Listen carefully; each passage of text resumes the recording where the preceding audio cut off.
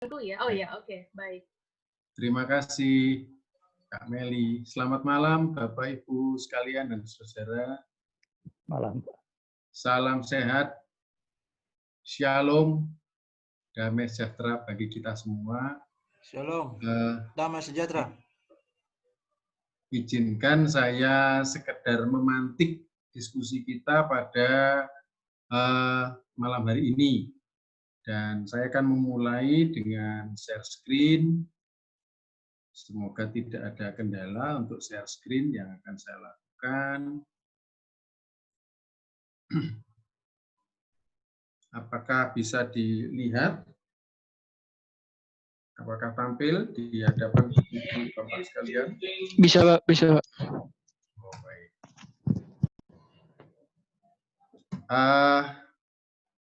Tema pembicaraan kita malam ini adalah peran rohaniwan Kristen dalam kehidupan politik.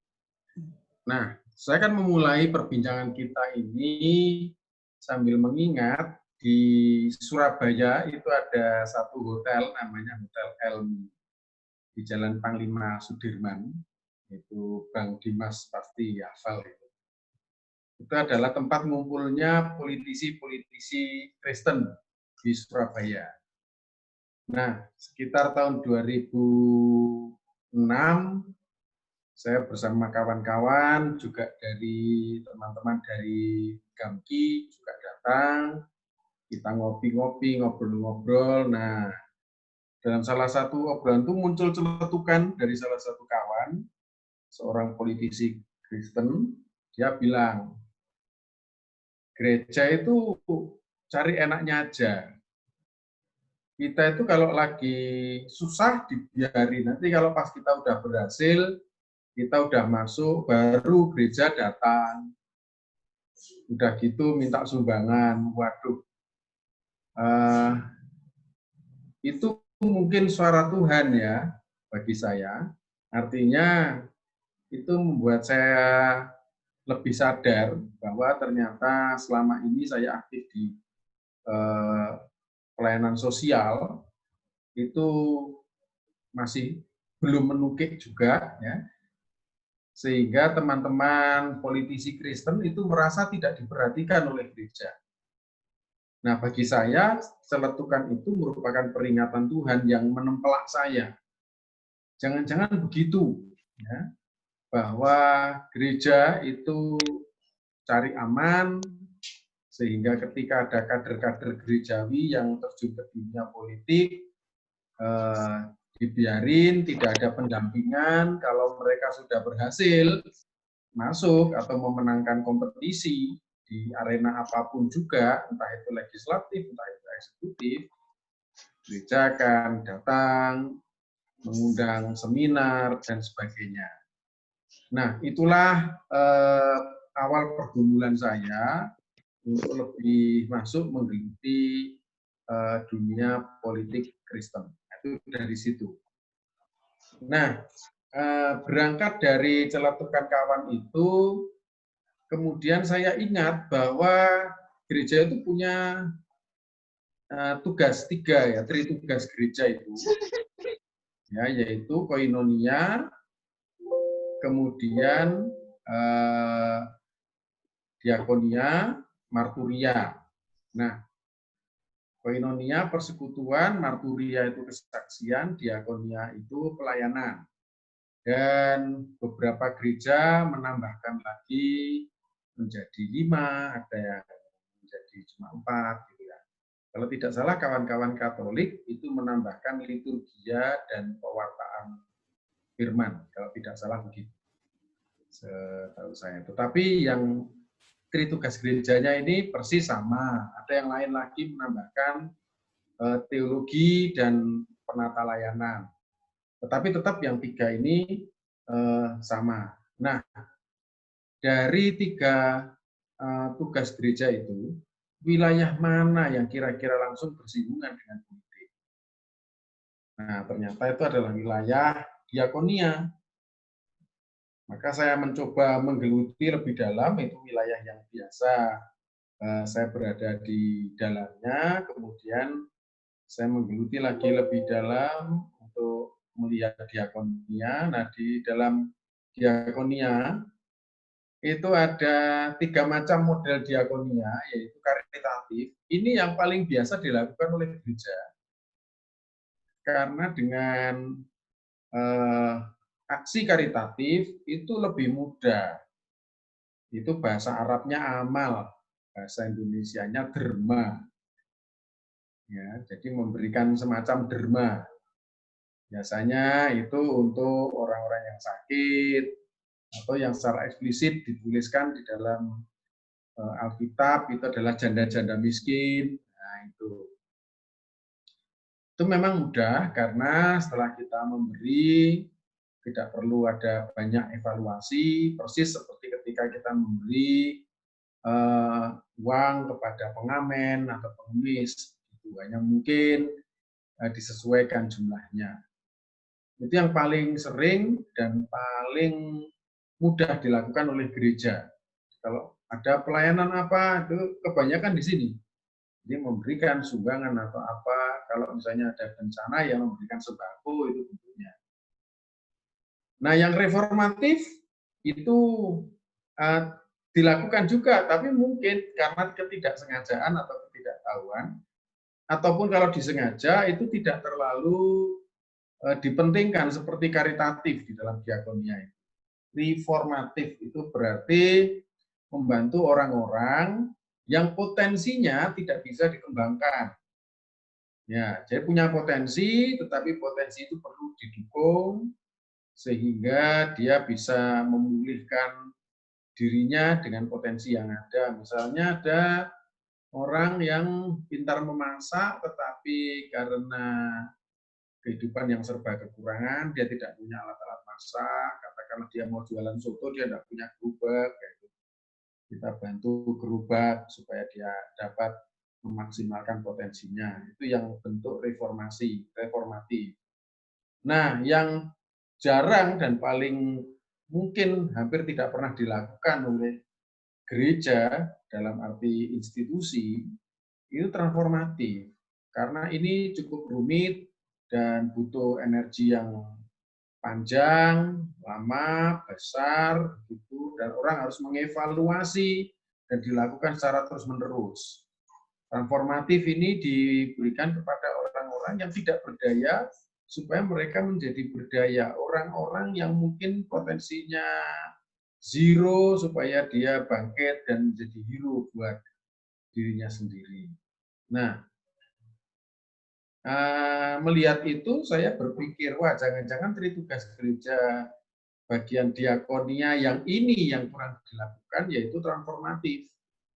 Kenapa demikian? Karena melihat bahwa dunia politik seringkali dipersepsi sebagai tempat yang buruk, sebagai medan pelayanan yang berbahaya, yang kurang menguntungkan atau punya risiko yang cukup besar bagi gereja secara institusi. Nah, saya melihat kenapa ada pikiran seperti itu. Saya mulai mengorek sejarah. Jadi mohon maaf kalau Ibu Bapak tidak menemukan ayat-ayat di dalam penjelasan saya nanti. Saya mulai mengorek dari sisi sejarah. Nah, dari sisi sejarah itu saya mulai menemukan ada hal-hal yang real, terutama di gereja-gereja Protestan. Kalau untuk teman-teman Katolik, saya yakin saya saja belajar banyak dari Katolik. Ini saya pasti semua promo sudah punya ini. Buku Ajaran Sosial Gereja, ini tebal sekali. Sejak abad 19 ya, sampai abad 20. Ya. Kalau mau dibaca memang sangat tebal, tapi saya bisa memaklumi karena gereja Katolik punya pengalaman sejarah yang sangat panjang ya, sudah ribuan tahun usianya. Tapi untuk gereja-gereja Protestan, apa yang sedang terjadi? Saya lanjutkan penelusuran saya, maka saya menemukan, saya mengkompilasi itu, saya menemukan ini. Sebelum nanti, oke, sebentar, sebelum kita masuk ke temuan-temuan saya nanti, terkait dengan sejarah gereja. Saya ingin menunjukkan ini model dinamika internal pelayanan gereja yang biasa dilakukan di dalam gereja. Ya, jadi ada software, ada hardware, ada spiritualware, ada brainware, ada hardware. Ya, saya kira memang saya ambil ini dari istilah-istilah yang sangat teknis ya, lagi ngetren sekarang ini, terutama hardware sama software. Tapi untuk gereja, tidak hanya hardware sama software, ada spiritual, ada brainware, ada hardware. Nah, apakah itu? Nah, kalau di dalam praktek gereja, apakah softwarenya itu? Kita bisa lihat di situ yang menjadi software itu ya undang-undang yang berlaku di negeri kita, peraturan-peraturan. Misalnya kalau ada instruksi presiden ya ada. Kalau di dalam gereja itu ada namanya tata gereja dan tata laksana. Ya, biasanya disingkat tager talak. Tata gereja dan tata laksana. Kemudian hardware-nya itu adalah umat. Sedangkan brainware-nya itu para pengambil keputusan. Biasanya gereja-gereja Protestan itu kepemimpinannya kolektif. Ya, apapun bentuknya itu kebanyakan kepemimpinan kolektif, baik itu yang kongregasional, presbyterial, ya, sinodal juga kepemimpinannya kolektif. Nah, dalam hal seperti itu, di manakah tempatnya rohaniwan? Nah, rohaniwan itu ada di bagian hardware. Ya, bagian yang kalau rohaniwan nyalinya kecil, hatinya ciut, kurang berani, ya nanti lingkaran operasional gereja itu pun pasti akan terhambat. Kemudian spiritualware-nya apa? Spiritualware-nya adalah teologi operasional dominan yang dihidupi oleh gereja itu. Jadi itu teologi operasional. Saya tidak mengatakan teologi akademisi. Kalau teologi akademisi orang bisa berdebat. Tapi teologi operasional adalah teologi yang hidup di tengah-tengah jemaat, yang dihidupi oleh umat.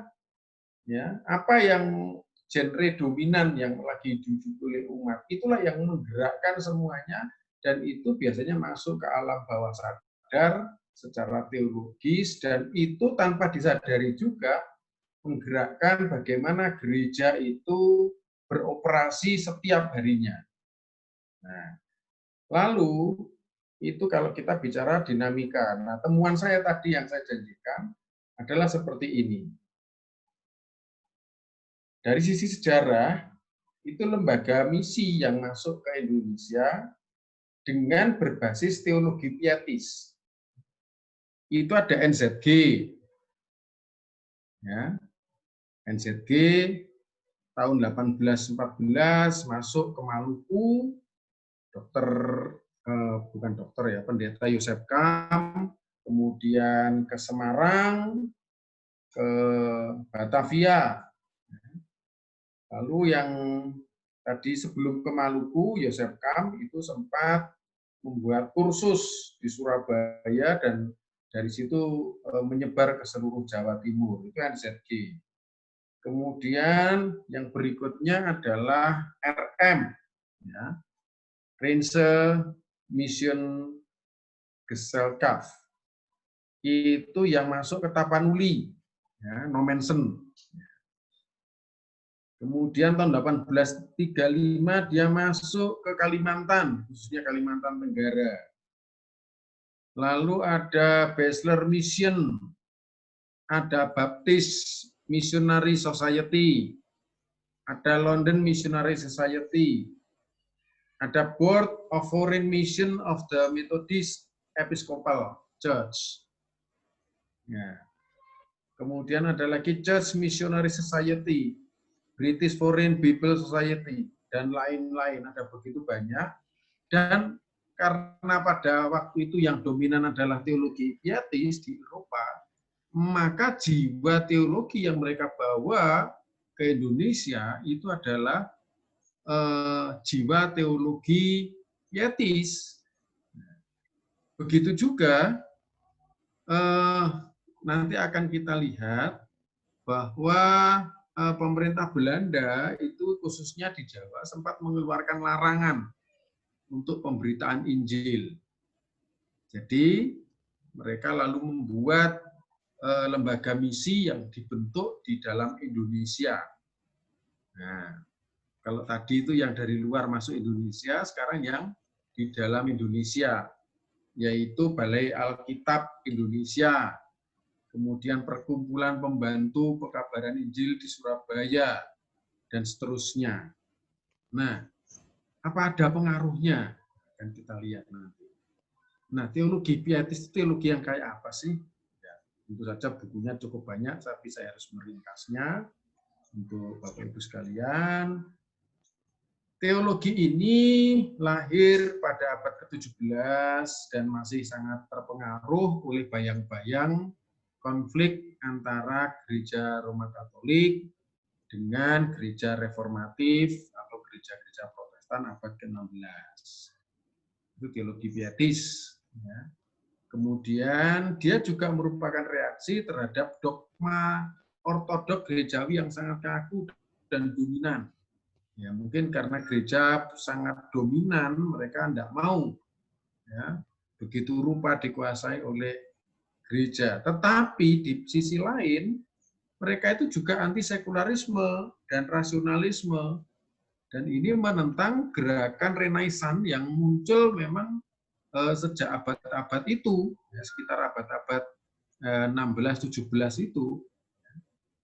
Nah, mereka punya tekad untuk memperbaiki gereja yang dianggapnya suam-suam kuku, supaya kerohanian mereka kembali bangkit. Mereka lebih mementingkan penghayatan soal kesalehan individu. Ya. Jadi bukan kesalehan institusi atau kesalehan kolektif, tetapi kesalehan individu itu yang utama bagi mereka. Lalu kesalehan itu dibuktikan melalui cara hidup askese. Orangnya jadi moralis, orientasinya itu pada eskatologi, ya, akhir zaman, ya. Dan karena itu mereka suka bikin kelompok-kelompok kecil sebab sasaran mereka adalah cara hidup individual yang baik di dalam persepsi mereka. Nah, gereja itu dianggap semakin intelektualis, semakin banyak menggunakan rasionya, sehingga mereka merasa, oh ini kering, ya, penjelasannya ilmiah tapi kering, tidak ada roh di dalamnya, itu yang direspon oleh teologi pietis. Lalu mereka menonjolkan dalam relasi horizontal sikap yang simpati terhadap orang lain, terutama yang belum Kristen. Nah, tapi tujuannya adalah supaya mereka menjadi Kristen. Jadi mereka memang punya kerinduan untuk bisa menjala jiwa. Walaupun sebenarnya kalau untuk di Jawa itu tahun 1854 sudah dikeluarkan sebuah pembatasan terjadinya atau dilakukannya apa namanya itu penginjilan, ya, di wilayah Jawa, karena ini terkait dengan kerugian yang diderita Belanda setelah Perang Jawa tahun 1825-1830 yang dipimpin oleh Pangeran Diponegoro. Waktu itu Belanda punya tanggungan harus menghidupi negeri mereka dan juga Prancis yang berhasil merebut mereka dalam Perang Dunia yang pertama. Ya. Dalam Perang Dunia pertama kan Prancis mengalahkan negara-negara Eropa kecuali Inggris waktu itu.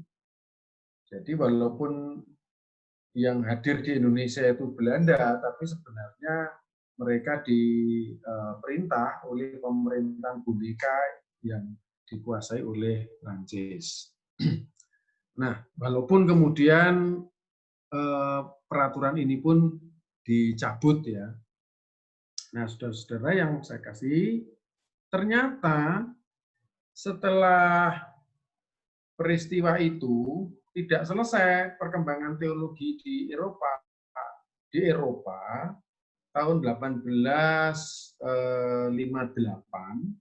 itu terjadi perpecahan di tubuh NZG ya, Nederlands Zendeling Genootschap, menjadi berbagai macam karena di NZG sendiri sudah kemasukan paham-paham yang dianggap membuat gereja makin sekuler, yaitu paham berpikir modern.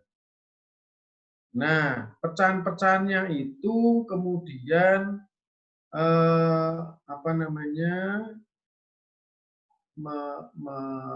mengunduh, bukan mengunduh ya, melanggengkan teologi etis, ya, tapi teologi etis yang konservatif, dan itu masuk ke Indonesia.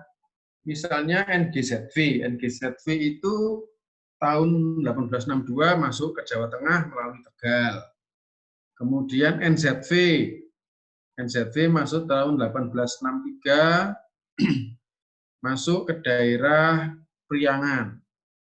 Kemudian UZV masuk ke Halmahera tahun 1866. Java Komite masuk ke Batavia tahun 1876 dan masuk Bondowoso Jawa Timur tahun 1880. Lalu SZC itu masuk Batavia tahun 1923. Jadi itu semua masuk pasca pecahnya NZG, ya, lembaga sending yang pertama terbentuk. Kemudian tokoh-tokohnya atau misiolog-misiolognya juga masuk, misalnya Harburg, Hoogstraten, Cromlin, Baljon, Nortir, Schurman, itu adalah misiolog-misiolog yang mengusung teologi etis konservatif. Ya. Dalam mungkin kita supaya sedikit lebih jelas, teologi etis itu kayak apa sih? Teologi etis itu adalah teologi yang terentang, ya, kalau kita lihat itu ada 4 kuadran A, B, C, D. Rentangannya itu dari teologi yang masuk rukun konvensional konservatif sampai dengan yang modern progresif. Nah, teologi etis itu ada di tengah-tengahnya. Dan teologi etis sendiri terbelah menjadi 2, yaitu teologi etis konservatif yang lebih menekankan soal ortodoksi, dan teologi etis modernis yang lebih menekankan pada ortopraksi. Nah, yang masuk ke Indonesia itu bukan yang etis modernis, adapun cuman beberapa dan tidak terlalu besar pengaruhnya, tetapi yang besar itu justru etis konservatif yang masuk ke Indonesia. Lalu bagaimana tipologi yang etis konservatif itu? Nah, kita bisa baca di sana. Teologi etis konservatif itu muncul pada akhir abad 19 dan lahir dari konteks pertikaian internal gereja antara teologi modern dengan teologi konvensional seperti yang tadi saya jelaskan. Mereka terpengaruh gerakan revival Eropa. Mereka tidak menyukai sebenarnya terjadi perpecahan dari gereja resmi NHK, ya, ini karena konteksnya adalah Belanda, Nederland Hervormd Kerk. Mereka bersikap resisten terhadap semangat Renaissance, ya, pencerahan di Eropa. Jadi 2 teologi tadi, baik itu yang pietis maupun yang etis konservatif, klop dalam hal mereka menentang munculnya rasionalisme, ya, positivisme yang dibawa oleh Renaissance atau Enlightenment, ya, pada masa-masa itu. Nah, kebangkitan Kristus adalah kemenangan etis. Kebangkitan Kristus adalah kemenangan atas dosa. Dosa itu artinya sangat tidak etis. Jadi kalau Kristus itu bangkit, maka dia menang terhadap yang tidak etis. Kebangkitan itu sendiri adalah simbol kemenangan etis. Nah, pandangan terhadap agama, mereka mulai mengakui adanya agama-agama yang lain. Mereka mengakui bahwa agama-agama lain itu eksis. Tetapi agama Kristen adalah satu-satunya agama yang benar, agama yang mutlak, dan kulminatif. Berarti yang ada di puncak itu adalah Kristen. Yang lain-lain oke, tapi mereka belum sampai puncak. Tapi kalau Kristen itu agama pamuncaknya. Pekabaran Injil pada hakikatnya adalah panggilan dan tugas gereja. Nah, ini ada sedikit pergeseran. Kalau teologi pietis tadi lebih mengedepankan kepada individu, di dalam teologi etis konservatif, pekabaran Injil itu dilihat sebagai panggilan dan tugas gereja. Karena itu gereja harus melakukannya dengan amat serius. Nah, mereka ini memunculkan bukan hanya korporasi-korporasi penginjilan atau misiolog atau misi-misi, tetapi juga misiolog-misiolog, ya, individu-individu yang dikirim ya masuk ke Indonesia ini. Mereka sangat sentralistik, tetapi tetap mereka tidak mau menyentuh hal yang dianggap bersifat sekuler. Mereka sangat mengutamakan kedamaian, dan itulah yang diutamakan, sehingga ya sudahlah damai.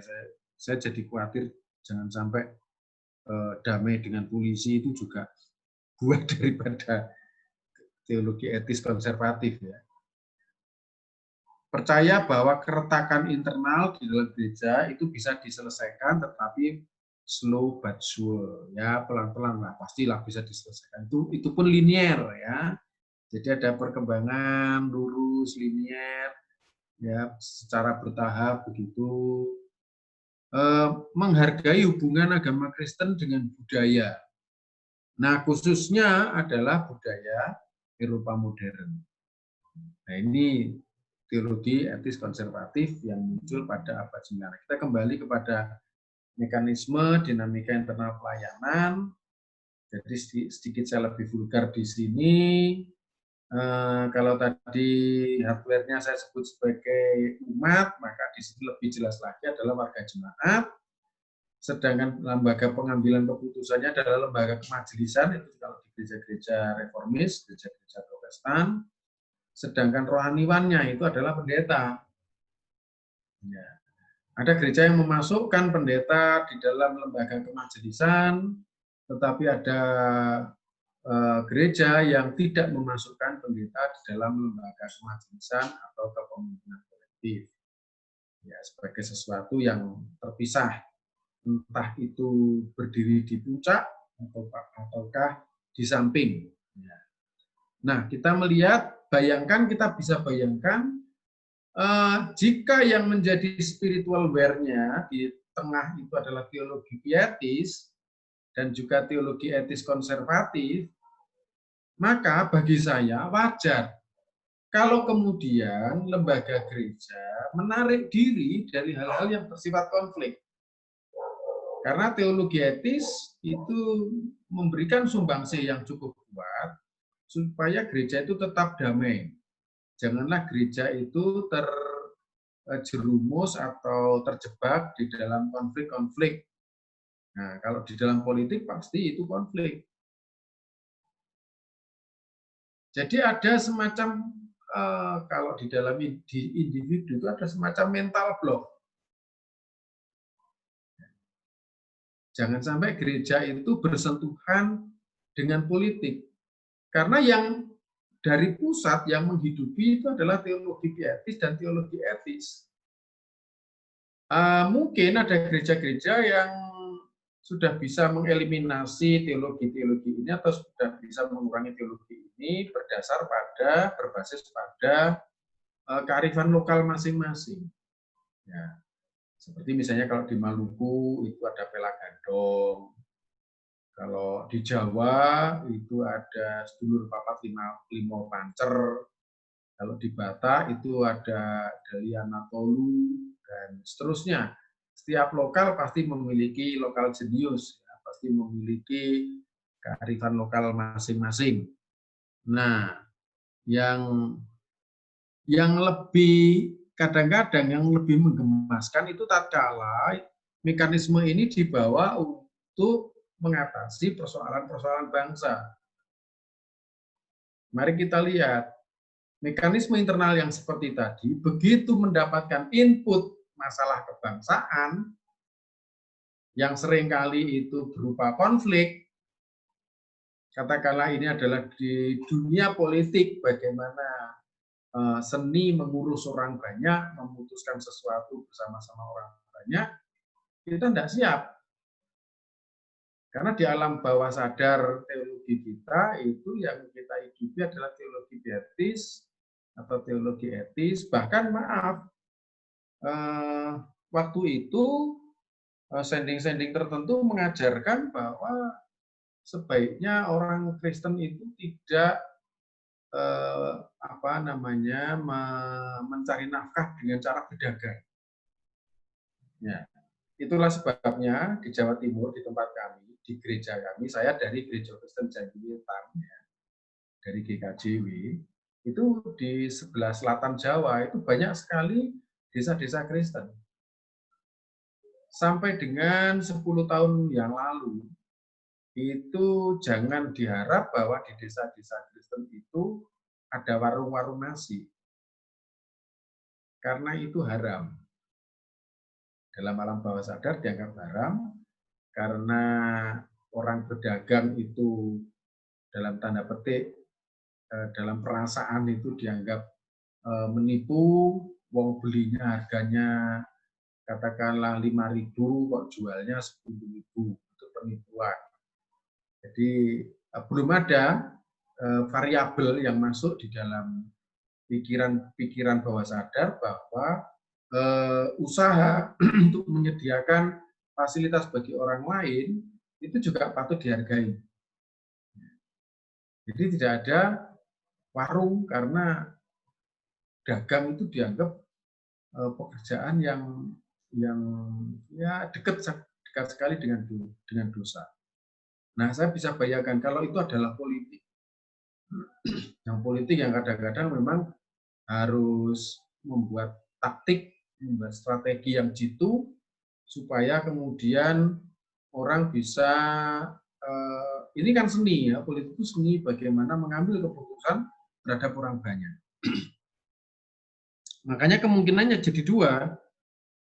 Gereja bisa memberikan solusi yang tepat bagi bangsa, ataukah justru gereja itu menjadi bagi bangsa. Karena dia tidak memberikan apapun, tapi ia hidup di sini. Itu problematikanya. Nah, kalau kemudian diperjelas lagi, outputnya adalah kita bisa memberikan sebuah pelayanan transformasi di dalam kehidupan berbangsa, dan menurut disiplin aturan di negeri kita, ya kalau kita mau mengubah keputusan-keputusan publik, itu jalannya memang lewat politik. Kalau tidak, ya tidak bisa kita memberikan pengaruh-pengaruh kalau tidak lewat politik. Dan lewat politik itu tidak berarti harus ikut-ikutan menjadi anggota partai atau menjadi partisan dari partai tertentu. Ya. Atau kalau kita diem saja, seperti selama Orde Baru kita dibiarkan sebagai floating mess, ya kita akhirnya jadi residu, jadi limbah dari kehidupan berbangsa.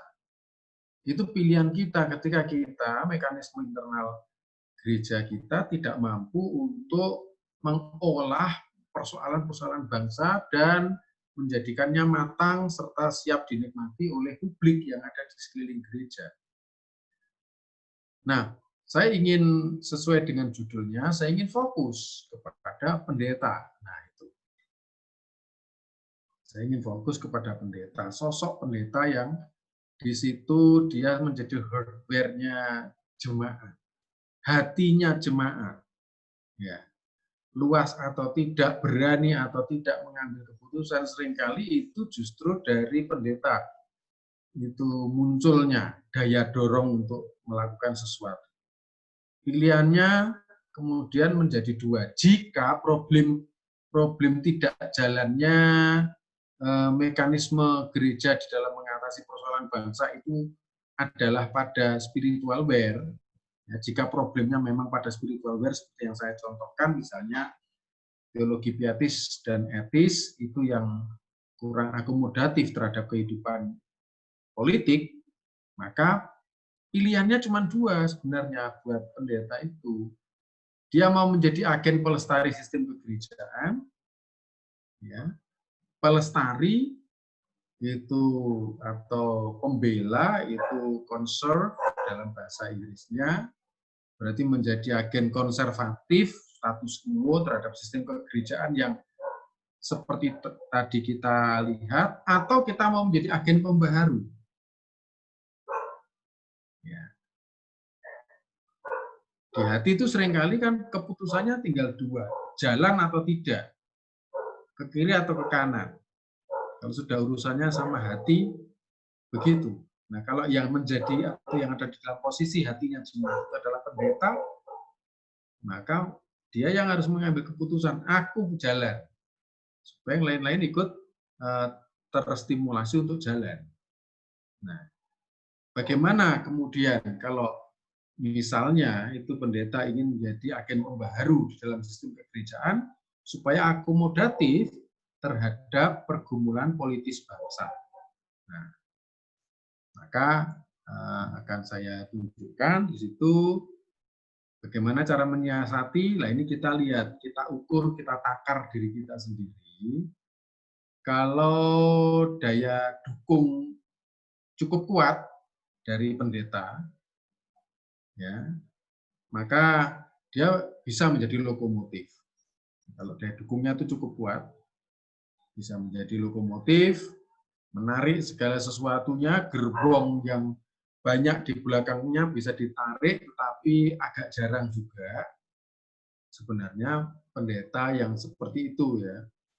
Nah, kadang-kadang terus jemaatnya tidak kuat, ya pendetanya malah terusir. Kalau ada dukungnya biasa-biasa, yang ini sering dilakukan adalah gaya pembaruannya itu partisipatif. Jadi dia tidak sendirian, dia mulai menebarkan pengaruh, mengajak orang, memberikan penyadaran pada orang, memang jalannya lebih lama, lebih lambat, tetapi ini penyadarannya cukup besar, ya, aspek penyadarannya. Kalau daya dukungnya rendah, misalnya, seluruh elemen jemaat itu lebih suka dengan hal yang bersifat konservatif dan lebih suka menjadi status quo, ya yang bisa dilakukan paling menstimulasi, merangsang, memberikan pertanyaan, memberikan beban jika ketemu problem-problem kebangsaan. Ini sajanya menurut sebenarnya ini kalau menurut Alkitab ini seperti ini. Bagaimana kalau ini diterapkan pada kehidupan real, nah, misalnya terkait korupsi atau apa begitu. Jadi stimulatif, memberikan rangsangan, memberikan stimulasi kepada elemen-elemen kejemaatan atau kegerejaan. Nah, kita bisa melihat itu tadi adalah peluang pembaruannya, sedangkan acuan untuk melakukan pembaruan supaya kita tetap tertib, supaya kita melakukan pembaruan itu tidak ngaco, ya. Ada acuannya yang jelas. Sistem kegerejaan yang kontributif terhadap kehidupan berbangsa dan secara politis itu seperti apa? Itu tujuannya. Tujuan pembaruan, melakukan pembaruan terhadap sistem yang berangkat dari spiritual aware, itu adalah harus jelas tujuannya adalah apa. Jadi kita mau memtransformasikan menjadi sebuah sistem yang kontributif terhadap kehidupan berbangsa secara politis. Kemudian kebutuhannya apa? Ya. Misalnya spiritualitasnya itu yang perlu dibenahi. Maka spiritualitas apa yang menjadi alternatifnya? Yang relevan dengan kondisi aktual sekarang ini. Mungkin teologi pietis dan teologi etis konservatif itu teologi yang relevan pada zamannya. Tetapi belum tentu sekarang ini mereka tetap relevan. Tapi yang relevan apa? Ini kita harus jelas kebutuhan perubahannya itu apa. Lalu potensi yang dimiliki, jangan lupa selalu ada potensi. Dan potensi itu harus berangkat dari bumi di mana kita berpijak. Kalau potensi itu tidak berangkat dari bumi di mana kita berpijak, maka biasanya gereja itu ngambang, tidak memiliki basis yang cukup kuat di dalam sosial kemasyarakatan. Potensinya itu adalah kearifan lokal yang nyata-nyata menjadi konteks ya, dasar dari gereja itu. Misalnya kalau di gereja saya itu ya sebenarnya Jawa yang menjadi konteks dasarnya. Lalu kemudian bekal yang dimiliki apa? Terutama nilai-nilai apa yang mau dihidupi? Atau nilai-nilai apa yang bisa dijadikan alat untuk melakukan perubahan? Nilai-nilai kesejarahan. Nilai kesejarahan misalnya seperti yang barusan kita bahas, ya kita akui lah, tidak perlu kita tolak, kita akui bahwa teologi pietis dan teologi etis konservatif itu pernah menjadi kehidupan kita. Problemnya apakah teologi ini masih relevan? Jangan-jangan di negeri asalnya teologi ini sudah dibuang, tapi di kita masih kita pelihara seperti di asalnya. Sementara kita secara kontekstual punya kearifan lokal sendiri yang sebenarnya itu bisa dihidupi. Ya. Nilai religiusitas universalnya apa? Kemudian derajat progresivitasnya bagaimana? Ini bekal-bekal atau bekal-bekal yang berupa nilai-nilai yang perlu kita miliki atau perlu kita upayakan sebagai acuan pembaruan. Kalau acuan pembaruan itu keluar dari tujuan, ya, mengabaikan kebutuhan real kita itu apa, dan tidak memperhatikan potensi, sebenarnya pembaruan itu tambah ngawur, itu tidak membuat gereja kemana-mana. Itu malah akan membuat gereja tersungkur itu nanti ya. Sedangkan tahapan-tahapan pembaruan yang bisa dilakukan itu ada macam-macam. Tahap peneladanan, itu yang pertama. Tahap pembinaan. Ya. Berikutnya adalah tahap pelatihan. Tahap peneladanan berangkat dari diri pendeta itu. Apa yang sudah dia lakukan? Apa yang sudah dia ucapkan, apakah itu juga dilakukan? Nah, setiap tahap itu harus didorong oleh 3 desakan. Desakan pertama itu empati. Semua tahap itu tidak akan jalan kalau tidak ada empati. Kemudian empati sudah ada. Jika tidak ada perawatan, pemeliharaan, pembelaan daripada kita, maka empati itu pun akan gampang tertiup angin, habis. Dan yang paling penting tujuannya itu adalah pemberdayaan. Ya, tujuannya bukan popularitas, tujuannya bukan fasilitas, tetapi tujuannya adalah pemberdayaan umat atau pemberdayaan jemaat. Nah, sedangkan saya hanya memberikan contoh saja desain program pembaruan yang partisipatif, itu misalnya target goal-nya adalah bagaimana supaya warga mulai menyadari bahwa teologi yang kita hidupi di alam bawah sadar teologis kita itu adalah menjadi semacam mental block kalau dalam arti individu, atau menjadi mental block juga secara kolektif, sehingga termasuk itu tadi untuk melakukan aksi-aksi yang bersifat politis kita menjadi tidak berani. Maka kita perlu mencapai target itu, misalnya yang pertama-tama adalah sounding dulu lah. Kita ukur kekuatan, kita lihat bagaimana daya dukung yang ada, kita sounding, kita promosi. Ini ada problem kayak begini, kita beritahukan, kita umumkan, kita ajak orang-orang yang mempunyai minat untuk melakukan pergerakan, promosi. Baru kalau sudah terkumpul orang-orang yang berminat siapa, kita akan ukur oh kalau cuma yang terkumpul sekian orang, berarti perencanaannya harus dimulai dari titik ini. Kalau ternyata yang berminat itu cukup banyak, mungkin perencanaannya bisa lebih maju lagi.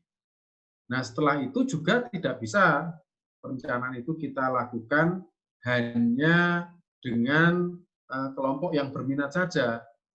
Kita harus lakukan konsolidasi kepada seluruh jemaat.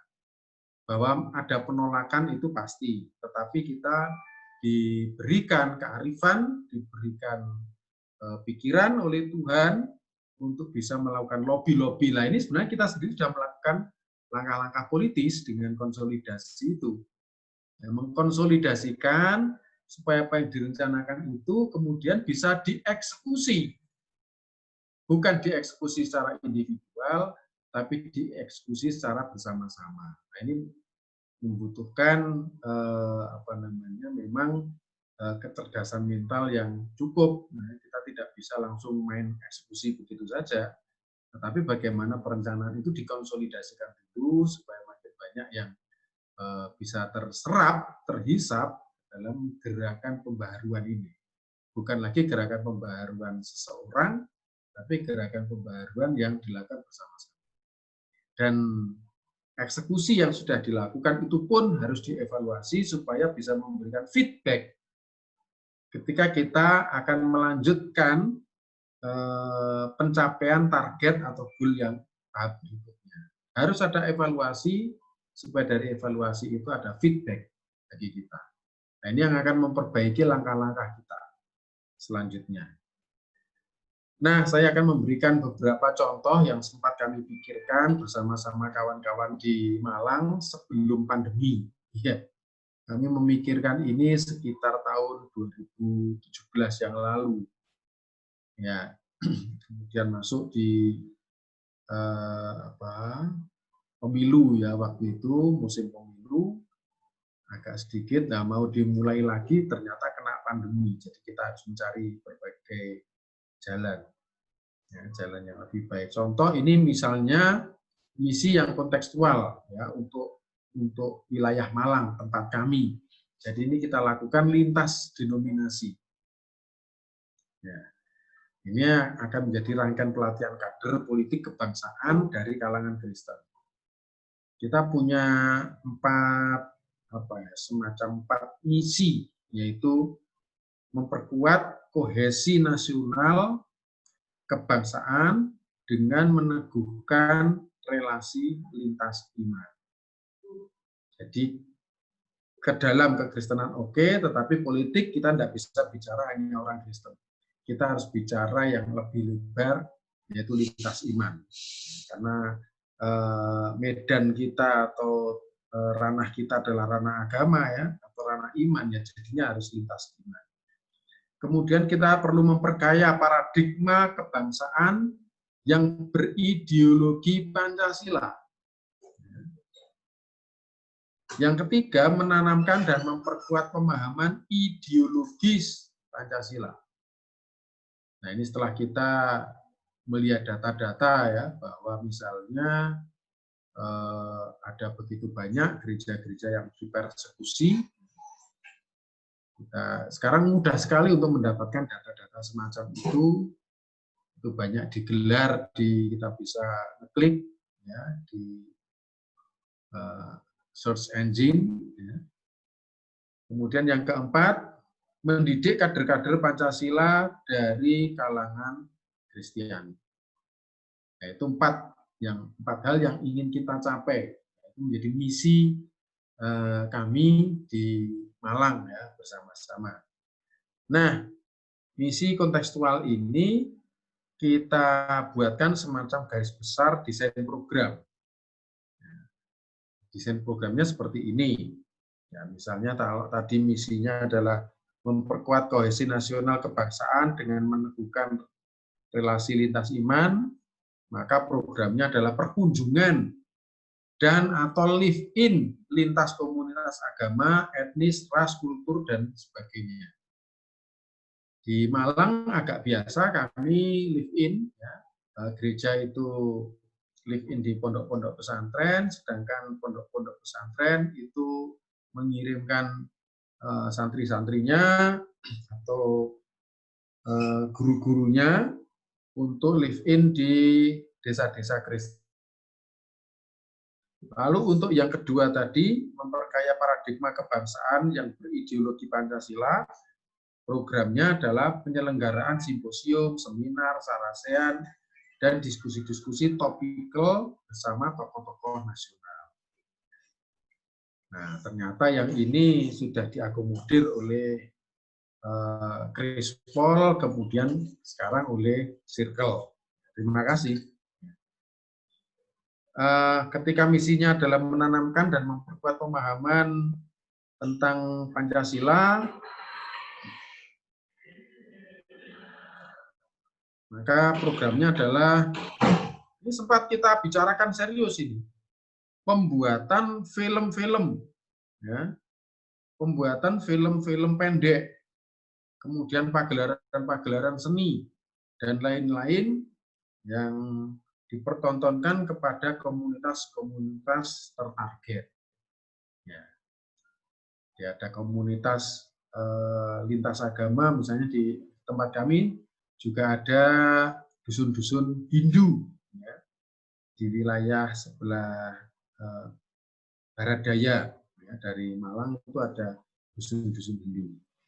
Kemudian kalau yang tadi itu misinya adalah mendidik kader-kader Pancasila dari kalangan Kristen, maka programnya adalah penyelenggaraan pendidikan non-formal bagi kader secara terbatas. Nah, kita fokus pada bagian keempat ini, penyelenggaraan pendidikan formal bagi kader secara terbatas, maka bentuk proyeknya seperti ini.